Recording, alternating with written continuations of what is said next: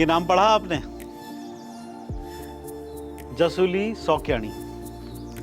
ये उत्तराखंड की उस महिला का नाम है जिसे इस देवभूमि की सबसे बड़ी दानवीर कहा जाता है। इस समय हम लोग अल्मोड़ा के सुयालबाड़ी पट्टी के सिरसा गांव में हैं और ये जो आप मेरे पीछे स्ट्रक्चर देख रहे हैं ये एक ऐतिहासिक धर्मशाला है। ऐसी कई धर्मशालाएं कैलाश मानसरोवर मार्ग पर जसुली सौक्यानी ने बनवाई थी और उनके इन धर्मशालाओं के फुटप्रिंट कई जगह वो खंडहर में तब्दील हो चुकी हैं, कई जगह उनका अब जीर्णोद्धार किया जा रहा है, कई जगह उनको सजाया संवारा जा रहा है। और उसी कड़ी में जब हम अल्मोड़ा जा रहे थे तो हमें ये दिखी, तो हमने कहा कि जसुली सौक्यानी की कहानी आप लोगों को बताएं।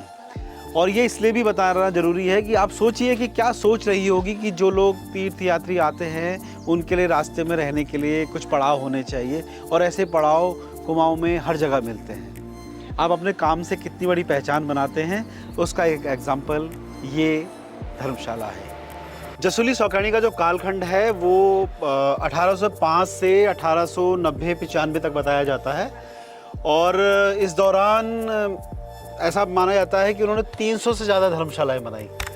अब आप सोचिए कि कितनी बड़ी वो दानवीर रही होंगी, कितना उन्होंने, क्या उनकी सोच रही होगी। और इस तरह से उत्तराखंड में अलग अलग जगह और ख़ासकर कुमाऊं क्षेत्र में, मतलब पिथौरागढ़, भराड़ी, बागेश्वर, सोमेश्वर, लोहाघाट, टनकपुर, एंचोली, थल, अस्कोट, बलवाकोट, धारचूला, कनाली छीना, तवाघाट, कितनी जगह न जाने। इस तरह के निर्माण जसुली देवी ने अपने टाइम में कराए।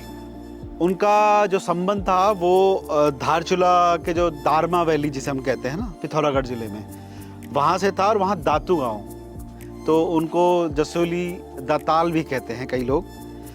और कई लोग जसुली अम्मा, जसुली बूढ़ी, अपने अपने तरीके से लोग उनको याद करते हैं। इतिहास में अपने इस नायाब काम के लिए वो दर्ज हैं और पहाड़ की एक धरोहर हैं। और जसुली सौक्यानी के बारे में जो कुछ कहा जाता है ना, वो सिर्फ ऐसा नहीं है कि किसी ने कह दिया, बल्कि वो उसका दस्तावेजीकरण भी है।